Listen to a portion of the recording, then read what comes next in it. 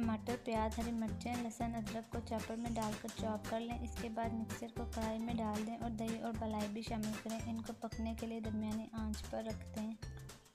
थोड़ी थोड़ी देर बाद चम्मच हिलाते जाएं और पानी खुश्क होने दें।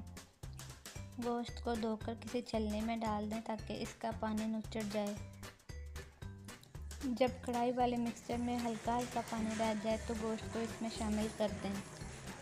अब इसके अंदर सफ़ेद मिर्च, सफ़ेद जीरा और नमक शामिल करें। थोड़ी थोड़ी देर बाद हंडिया में चम्मच हिलाते रहें।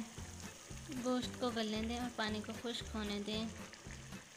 अब कुकिंग ऑयल को भी इसमें शामिल कर दें।